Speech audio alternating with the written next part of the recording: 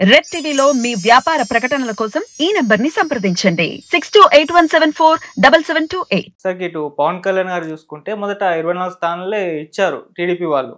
మళ్ళీ ఇప్పుడు చూసుకుంటే బీజేపీ పొత్తుతో వలన ఈయన స్థానాలు పడిపోయి 21 స్థానాల్లో పోటీ చేస్తున్నారు, 2 లోక్సభ స్థానాలు. ఎందుకు ఈ స్థానాలు తగ్గిపోయాయి? మళ్ళీ పవన్ కళ్యాణ్ గారు త్యాగం చేశారంటున్నారు. మరి పవన్ కళ్యాణ్కి పాలిటిక్స్ తెలియదు అని అనలేము, కానీ తెలుసుకుంటానికి ప్రయత్నించలేదు అతను. అతను ఈజీగా తీసుకుంటాడు లైఫ్ని.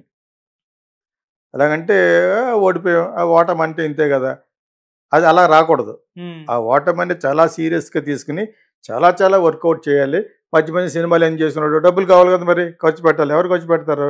ఊరికనే ప్యాకేజ్ ఇస్తారు అంటారు. నిజంగా ప్యాకేజ్ ఇస్తారంటే మనం డబ్బులు ఇవ్వాలి కదా.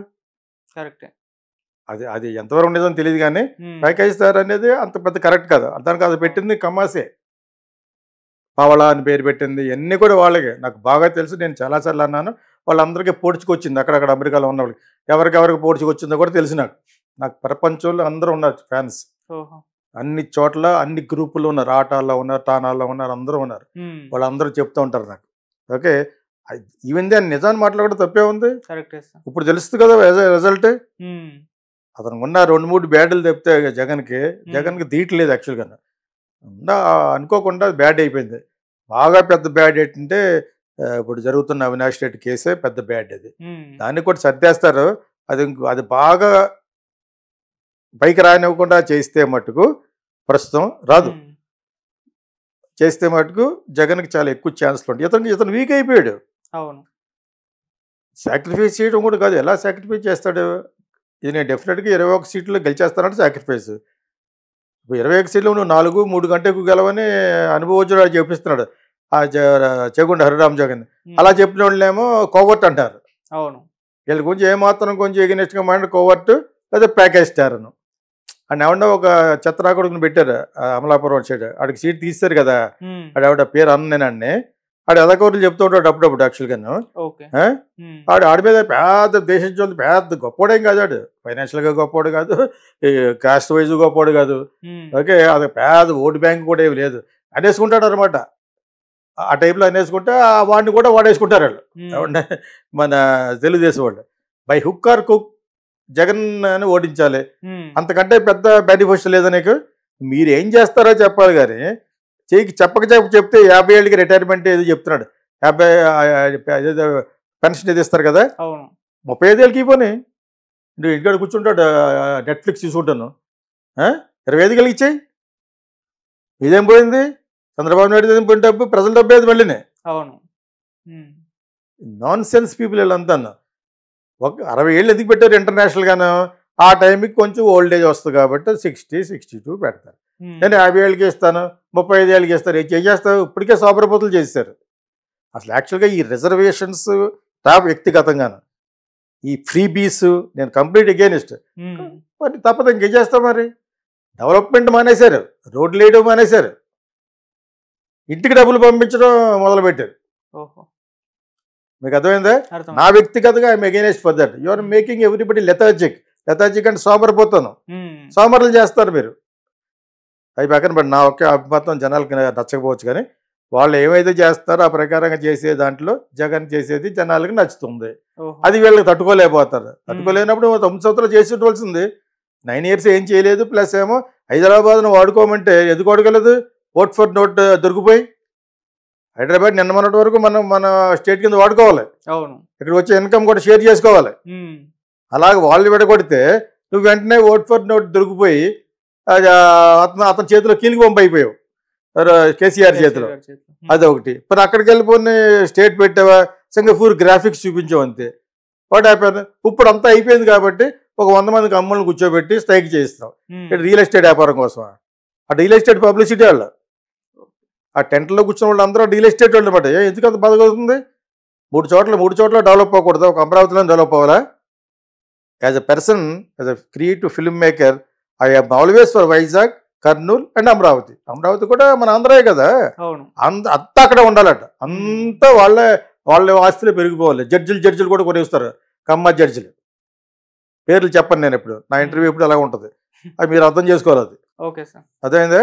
రియల్ ఎస్టేట్ వ్యాపారం కాబట్టి ఉంది అక్కడికి.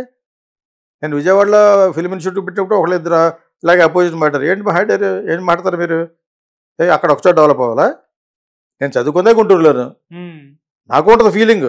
బట్ మన ఒక్కటి ఫీలింగ్ కాదు కదా, 4 ఏరియాల్లోనూ డెవలప్ అవ్వాలి. That is a good conceptualization of having 3 places capital, because you are developing 3 places. Kurnool, Visakhapatnam and Amaravati. Others అమరావతిలో ఏముంది బొంగు, త్వరగా బిల్డింగ్లా ఎవరికి కావాలి? అక్కడ నిర్మించడానికి it will take not less than 10 to 12 years. అది బడ్జెట్లో సగం బడ్జెట్ ఖర్చు పెట్టేస్తే దానికి అంతా అక్కడ అక్యుములేట్ అవ్వాలి, అక్కడ బోల్డ్ అంత డెవలప్ అవ్వాలి. అక్కడ పెడతానంటే విశాఖపట్నం వదిలేసి 3/4 డెవలప్ అయిన Visakhapatnam, it is one of the place of destiny అంటుందండి విశాఖపట్నం. అర్థమైందా మీకు? నేను దాని మీద డాక్యుమెంట్ ఒకటి తెచ్చాను వైఎస్ఆర్కి.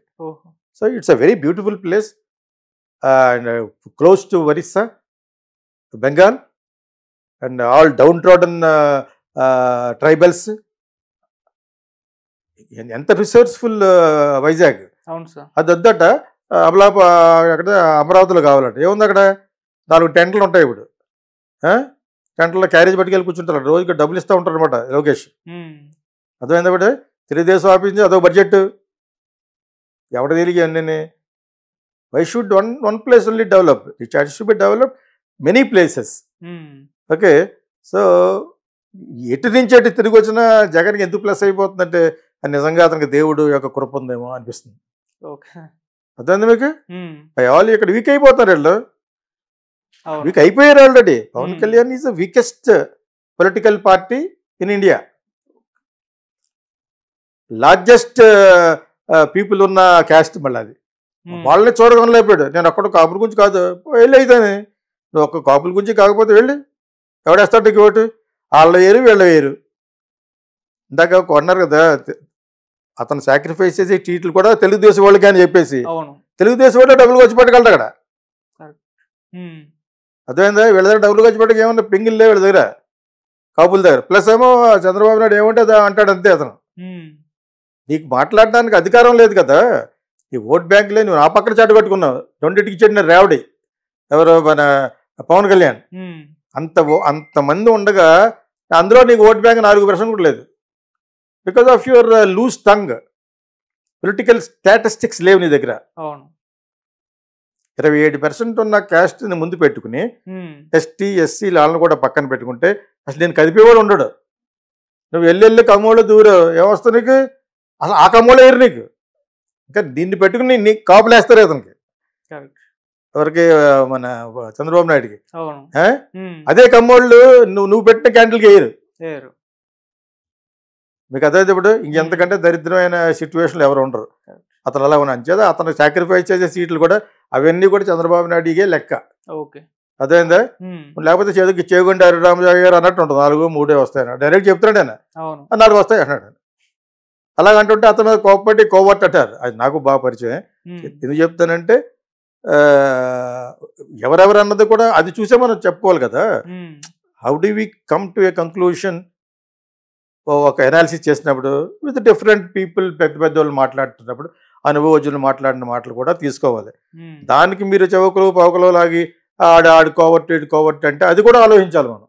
మళ్ళాటి వాళ్ళు మాట్లాడేది we're not talking on behalf of one person. న్యూట్రల్గా ఉన్నాం కాబట్టి అన్నీ మాట్లాడుకోవాలి. నువ్వు ఎలా వీకే లేదు.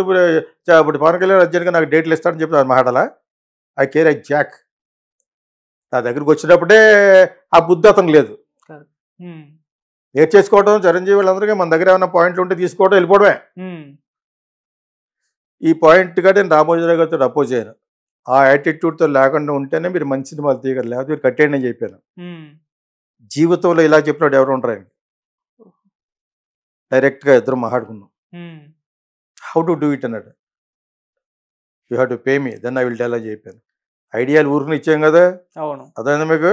నేను అసలే ఉన్నాం. Every idea is expensive from a very creative and knowledgeable person. అదేవిధంగా అతను పొలిటికల్ నాలెడ్జ్ నేర్చుకోవాల్సింది పవన్ కళ్యాణ్. ఓకే, ఆడొక్కడు ఎవడో ఉన్నాడు పంతులు, త్రివిక్రమ్ శ్రీనివాస్ మాట అంటాడు. అతను ఏదో పేపర్లు రాసిన పుస్తకాలు ఇస్తూ ఉంటాడు. అవి ఎందుకు పనికి వస్తాయి నీకు? ఎందుకు పనికి వస్తే ఎవడో అప్పుడు రాసిన పుస్తకం ఇటు ఎందుకు తినాలి. ఒక చాణక్యుడి గురించి అంటే అట్లీస్ట్ కొంచెం రాజనీతి వస్తుంది. మిగతా వాటి వల్ల నీకు ఇంత దమిడి కూడా పనిచేయదు. అతనికేం తెలీదు, తెలుగు ఒకటి వచ్చిందే చాలా పెద్ద ఇంటెలెక్చువల్గా ఫీల్ అయిపోతాడు చదివింది ఇంటర్మీడియట్ మనవాడు. అఫ్కోర్స్ సక్సెస్ఫుల్ అయిన వాళ్ళు త్రివిక్రమ్ కాదు, త్రివిక్రమ్ ఎంబై చదువుకున్నాడు, పవన్ కళ్యాణ్. సో వీళ్ళంతా అంతే, ఎప్పుడున్నా డైరెక్ట్లు సక్సెస్ఫుల్ డైరెక్ట్లు అందరూ ఇంటర్మీడియటే. వాళ్ళ పేర్లు వద్దు పాపం, వాళ్ళు బాగా సక్సెస్ఫుల్ ఉన్నారు, వాళ్ళంతా ఇంటర్మీడియట్ గాళ్ళే. That is enough. అట్లీస్ట్ వాళ్ళు నేర్చుకున్నారు. తర్వాత they had an aptitude to learn more than attitude. Attitude చూపించుకునే ముందు నీకు యాప్టిట్యూడ్ అంటే అభిరుచి ఉండాలి, నేర్చుకునే తత్వం ఉండాలి. ఉందని అనుకున్నాను ఇంతకాలను, అది లేదనిపిస్తుంది ఇప్పుడు పవన్ కళ్యాణ్కి. నీకు ఉంటే ఈ పాటికి 10 సంవత్సరాలు ఎంత నేర్చుకోవాలి,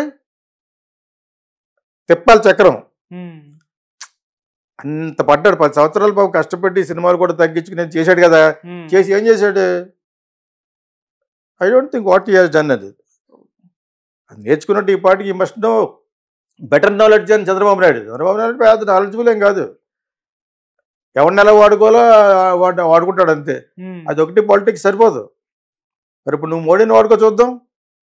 Modi is using you. Card పట్టు పొజిషన్ ఇప్పుడు.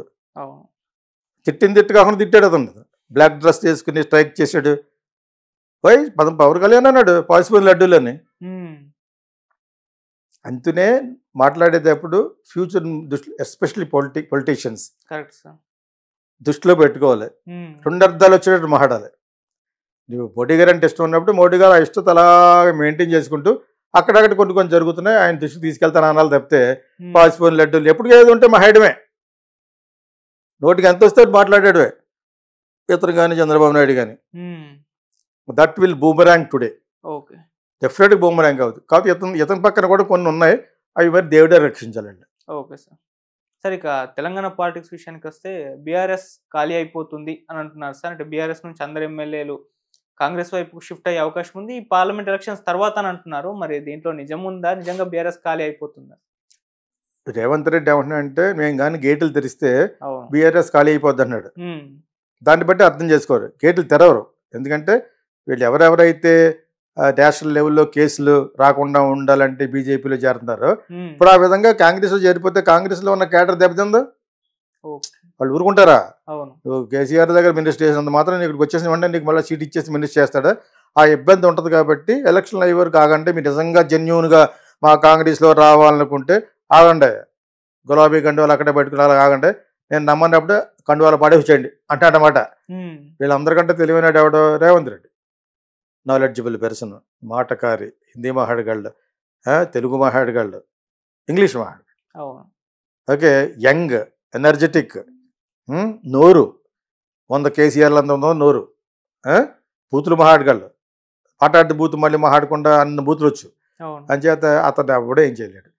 కాంగ్రెస్కి పెద్ద ప్లస్ అతను అని చంద్రబాబు నాయుడు శిష్యుడు.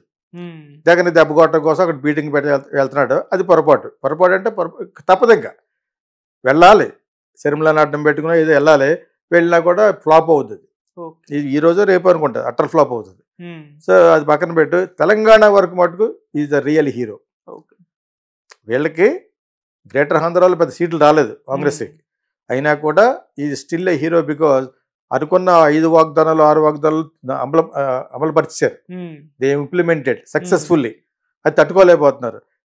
అసెంబ్లీకే రాలేకపోతున్నాడు ఆయన, ఎవరు కేసీఆర్. అంచేత ఈ by all means they cannot share. Elect అయిన 3 నెలలకే వాళ్ళ మీద దుమ్మెత్తాడు హరీష్ వాళ్ళను. షేమ్ అది. ఓ పక్కన కట్టిన ఆనగట్టకి బేట్లు ఇచ్చేస్తే 2 పిల్లర్స్ అంటే కేసీఆర్ షేమ్ అది. 2 పిల్లర్స్, లోపల ఎన్ని పిల్లర్స్ ఉన్నాయి ఇంకా చూడాలి. అదంతా చేస్తే అర్థమవుతుంది లోపలికి వెళ్ళిన తర్వాత. నాకు అర్థమైందా? 2 పిల్లర్స్ 2 నెలలు తిరగకుండానే, సంవత్సరం తిరగకుండానే బేట్లు ఇచ్చేస్తే వాట్ ఏ షేమ్.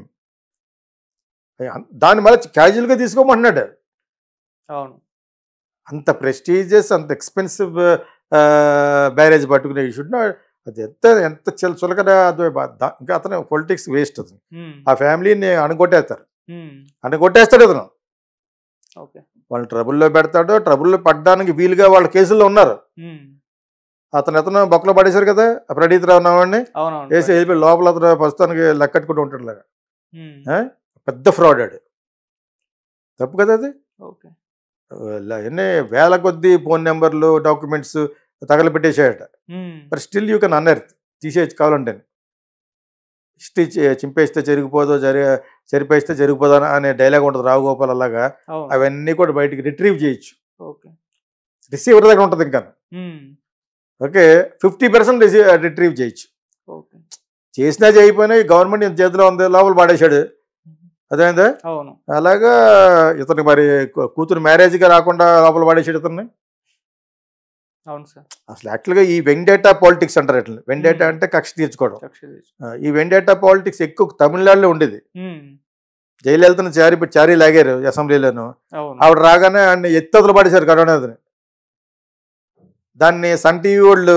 ఇంకా సౌండ్లు అంతా యాడ్ చేసి ఇంకా ఎక్కువ పెట్టారు ఉమ్, అంటూ ఉంటాడు అనమాట వాడు కరోనాది ఆ ఓల్డ్ వీడియోస్ ఉంటాయి చూడండి అవును ఆ? ఉమ్, ఏది కాకపోయినా ఎత్తడం కరెక్టే నలుగురికి కలిసి ఆ ముసలోని ఎత్తేసా వాడేశారు వ్యాన్లను ఆ వెంటిటా పాలిటిక్స్ అక్కడ ఉండేది ఎక్కువ ఉమ్, డిఎంకే వర్సెస్ ఏఐడిఎంకే ఓకే ఇప్పుడు ఏఐడిఎంకే ఇందులో విలీనం అయిపోయింది వాళ్ళని ముక్కలు చేసేసి డివైడ్ అండ్ రూల్ చేసి బీజేపీలో కలిపేశారు ఇప్పుడు ఓకే అదే ఇప్పుడు ఇంక తెలిపి బీజేపీ అండ్ భాజపా అంటారు అక్కడ బీజేపీ అండ్ డిఎంకే డిఎంకే దామాక భాజపా ఇది అంటారు అనమాట ఉమ్, కా అంటే Kazhagam Kazhagam group um, okay Dravida Munnetra Kazhagam right. Anna DMK అంటే మళ్ళీ అది కూడా లాస్ట్లో కళగం ఇప్పుడు వీళ్ళది అయిపోయింది అనమాట